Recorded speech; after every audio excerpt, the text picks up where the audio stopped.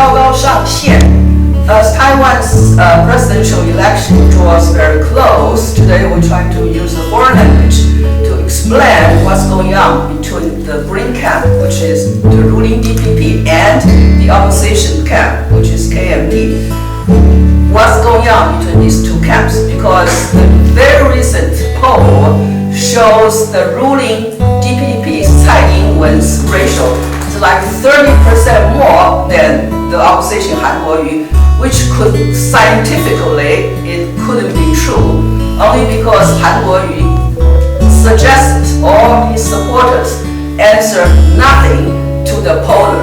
So this poll system is not working effectively for Taiwan's presidential election. Ordinarily, polling has been improved a very effective way to show the popularity among 2 or 3 strong adversaries.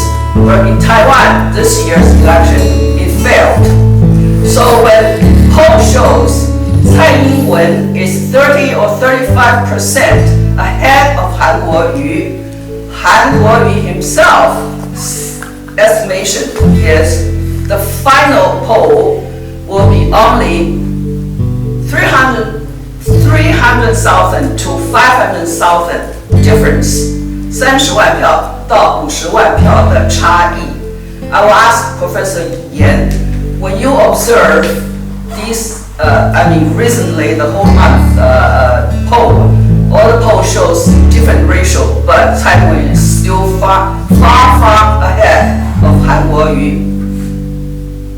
Except Han Guo Yu's instruction not to answer anything about myself, say we all support Tsai Ing-wen.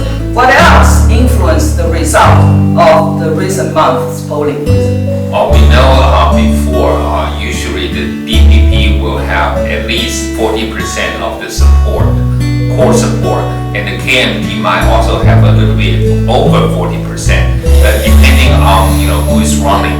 So last time, 2016, when the previous 8 years of KMT has not won the support of the young voters, especially what happened in 2014 when we have the Sunflower movement. So basically, the DPP, the core support of DPP right now might be about the same as the KMT, and then you have the independent voters in between, and they would decide the final margin. But this time, since early summer, we know that there is a protest in Hong Kong, and that affects a lot of the young people's support of DPP, anti-China's. Not just the DPP, at least with President Tsai vowing to defend Taiwan's sovereignty, and that's I think pretty much won the hearts and support of the young people. So this is the difference right now. Is the KMT has been considered or deemed as the party that might have reconciliation with the KMT, but also might sacrifice or compromise Taiwan's sovereignty. And the DPP, even though it is not dealing with the CCP in China and the cross-strait relation has worsened, but young people felt that at least it's defending the sovereignty. Okay, that's the perception. So the perception might not be the reality, but perception is very important. That's why we have such a gap right now. But in a presidential election, eventually there will be some kind of blue and green versus green, the two camp polarizing, and then the fundamentalists, their core supporters probably will go back. And this is why 2016, when people were disillusioned about the blue camp, and their supporter didn't come out to vote, and the young people came out to vote, and making a very easy victory for current President Tsai. And now people look at this saying maybe this time the disappointed blue camp voters might come back. So the reality is it's not going to be such a wide margin. I myself is in specialist on American politics, and this is what I learned from the 2016 election in the United States, when the Democratic Party core supporters, especially African American, have not felt so strongly with Hillary Clinton. So a lot of them didn't come out to vote. Millions of Democratic supporters didn't come out to vote, where they voted for Obama in 2008 and to a lesser extent also in 2012, but didn't show up for Hillary. And so even though Hillary still won 3 million votes, but she lost all the key states, and that's why Donald Trump won. So this time, I think it's very important. At least the KMT got a candidate that may be more connected to the voters than the DPP. DPP has a lot of supporters, but Madame Tsai, I think, is not, someone who is very close at heart. People feel she is still a little bit aloof. That's why I felt that the vote might be closer than what the poll showing right now. But Taiwan has a different story about polling, because we have, one is, about a week before the election, the poll shut down. So nobody knows what it is. In America, people continue to vote until the election time, and then you can campaign even the very morning.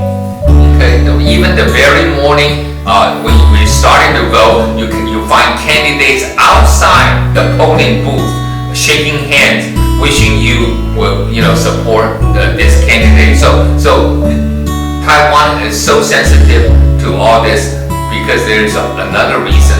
We have some kind of people gambling about the result of the election.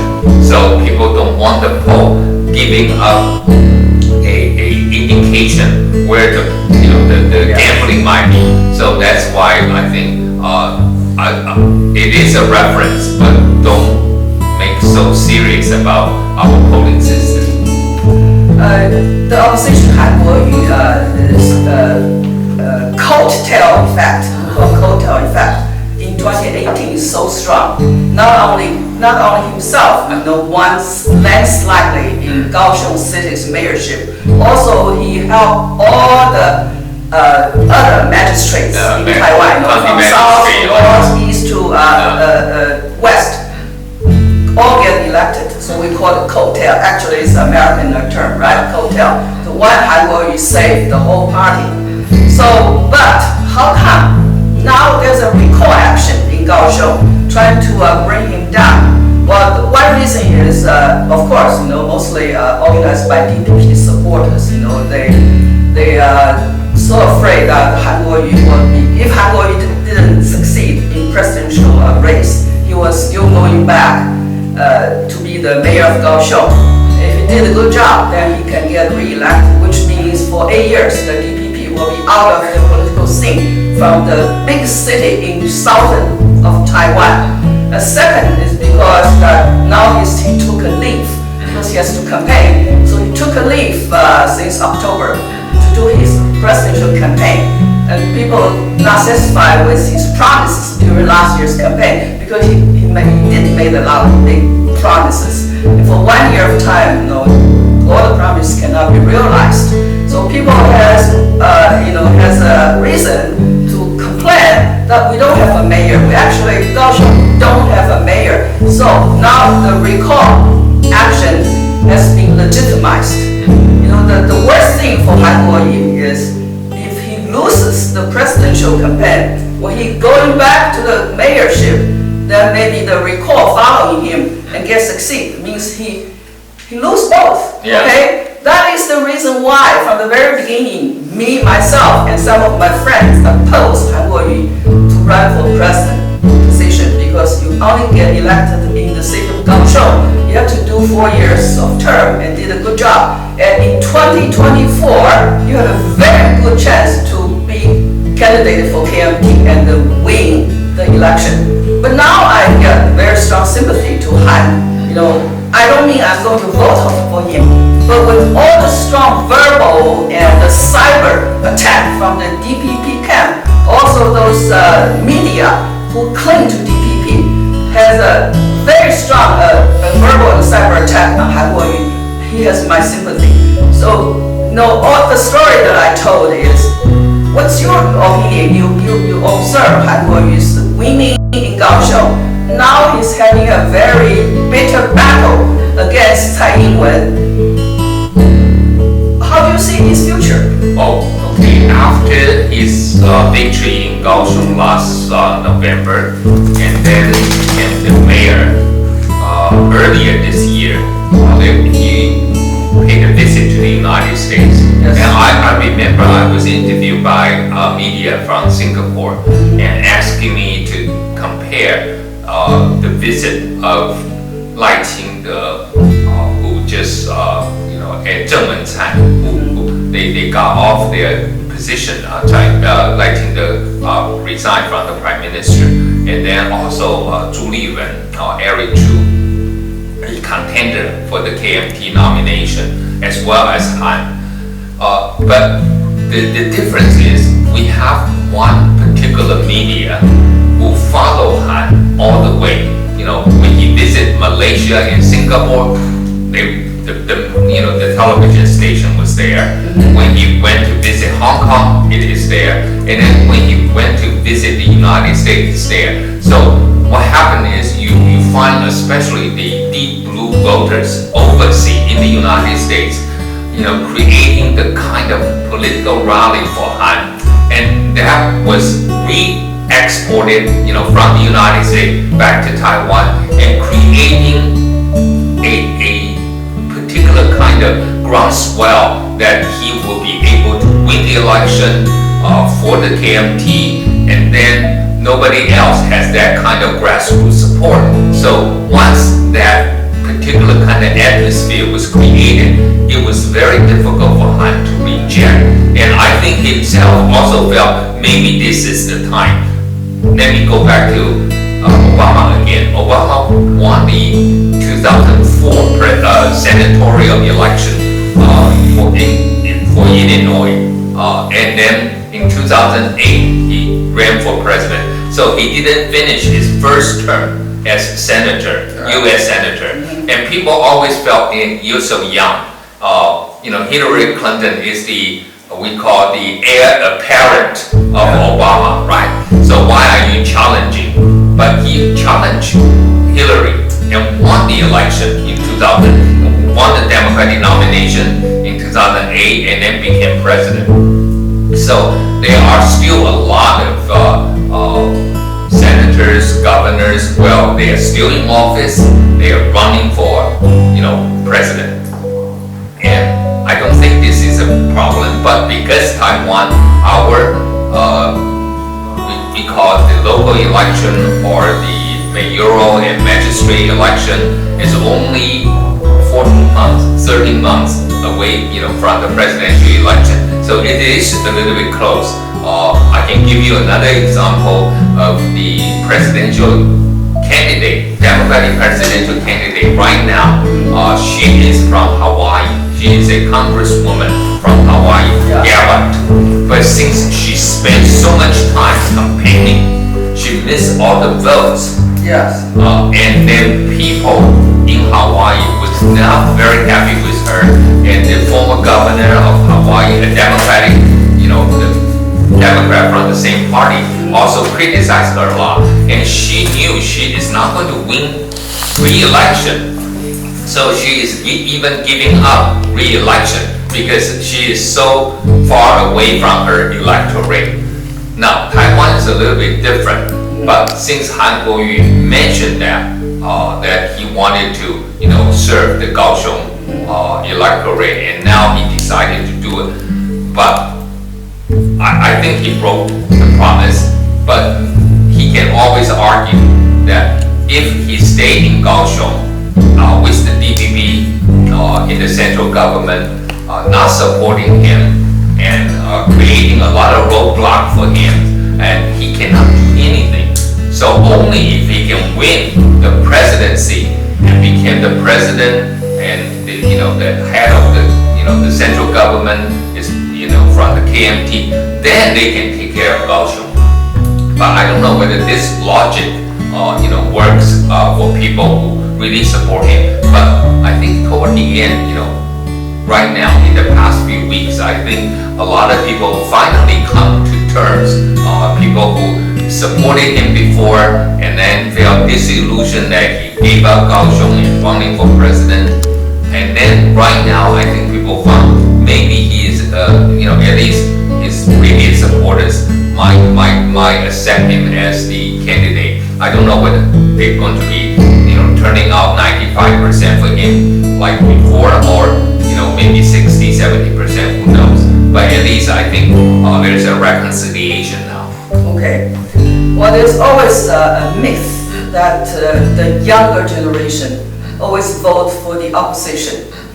When KMT was long time the ruling force, and the younger generation, or the very young generation, who just barely over 20, 21, or the legal voting age, always voted for the opposition. When I mean opposition, when KMT was long time the ruling party, the opposition is DPP. And now the DPP is the ruling party. KMT tries to become the opposition, but the young generation still vote for DPP. This year, next year, 2020, Taiwan will have 1.18 million young people barely over 20 years old. That is the legal age for citizen. So, which consists of like 6% of the total 90 million legitimate voter. 6% is a very big amount, right? I don't believe the young people would all come out to vote, but if half of them vote, and half of the vote goes to DPP, then Tsai will stand a better position than Han Guo Yu among the younger voters. So why the young people always like to support DPP? I'm not saying young people support for opposition party, because DPP now is not a opposition party. As a professor, being with those kids all the time, what was the reason? Besides Hong Kong factor, the Hong Kong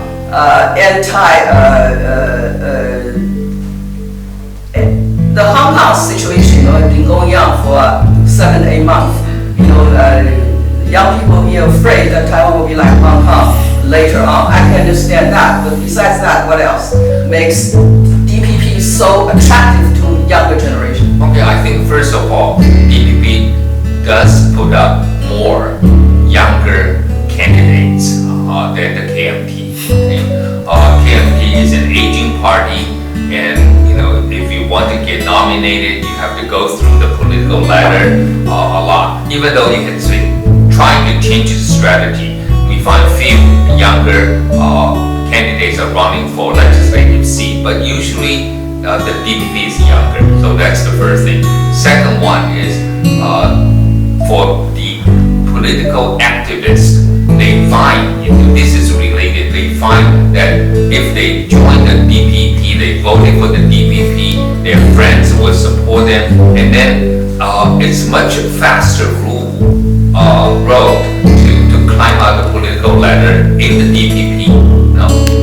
Even within the party apparatus, you find younger, DPP members in their 20s, in their 30s, working for the political party as sometimes, maybe a vice chair for a committee.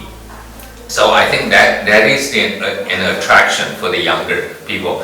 DPP used to have more idealism. I agree with that. About the environment, about the corruption issues. But nowadays, I find the DPP has no ideal.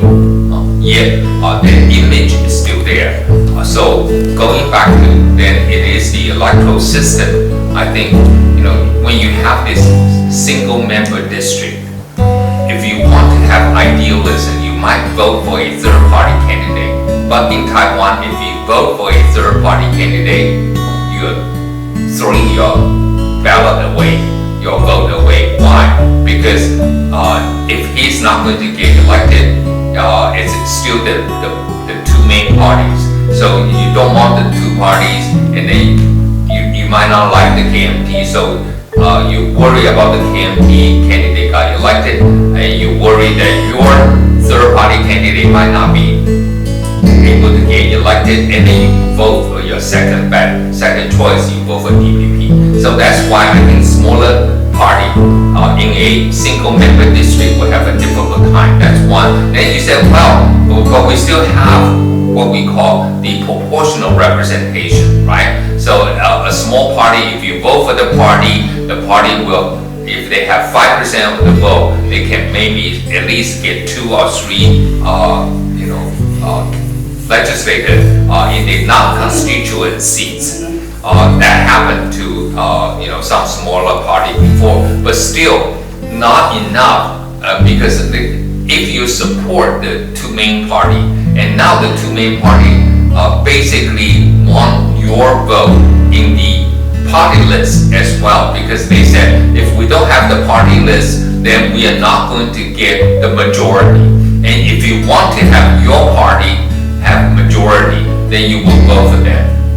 And again, so many smaller party, you even worry about the vote has been scattered, that none will become effective in getting into the legislative yuan. So I think the young people, even though they wanted to support the new party, but the new party, there are so many competing for their votes, and then it is still the two major party that will become the main ruling or opposition party. That's why the DPP and the KMT, when they changed the electoral system, I think people said that's almost like a cabal, almost like a conspiracy that the two parties using that to exclude the small party. Yeah, there was a joke saying that KMT has been ruling party for so long. Even Tsai has been an opposition party, but never learned how to be an opposition force. Yeah. And the DPP has Tsai being the ruling party, and always act like opposition party. Yeah, that's one example is a couple days ago, Han Guo Yu held a baby in his arm, and the baby suddenly cried. The baby is a baby, he cried, and then he was smeared as like a devil, to the baby. Only one small things like this. KMT and some academic world people that has found that President Tsai Ing-wen's doctorate degree and his doctorate dissertation has so many doubts. Even people doubt, did he really has a dissertation submit to school and get the formal doctorate degree? Yeah. There's a lot of suspects and doubts about her study in Great Britain.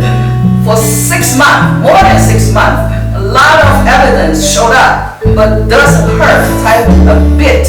I have such a complaint that why the KMT for 6 months trying to get Tsai Ing-wen's thesis truth out didn't hurt Tsai a bit. No, but I already held the baby for several seconds and the baby cried. Now he becomes a singer. That's how. No, I don't agree that the KMT work hard on the dissertation issues. I think only few KMT individual members might be more interested in digging out this. But what you said is true, that our media are also like US media a bit. We also have Fox, which just unashamedly support one candidate. This is what happened is in Taiwan we find media as well as academics, they are so politicized that they don't want to offend a particular party or they want to be associated with another party that they want in the future. They themselves might want to enter politics. They themselves might want to get some benefit of to support the party and then get the benefit of once the party is elected. So I think the big problem is, can Taiwan be less politicized and using just common sense to decide things? Politics is not everything, yes, but politics is also everything in Taiwan. So that's the big problem. And I think we should go back to our senses and not considering that politics basically is the solution to everything. We have a lot of things to debate. I don't think we have a debate, for example, this election, a lot about the long-term care. We have debate more about how to support the young family for the raising of kids, because everybody wants young people to vote. But what about long-term care? What about our, the environment? We still have the nuclear power issues, which have not been well debated. So these are some of the issues I think our society should come together, and despite the polarization of political party, I think we should find a middle ground. Yes, there's very low debate on policy, long-term policy, and much time spent on attacking each other, especially from DPP to KMT. So this is a very active campaign, also a very smear type of campaign. As intellectual, we both regret it. We both feel sorry. Thank you for your watching.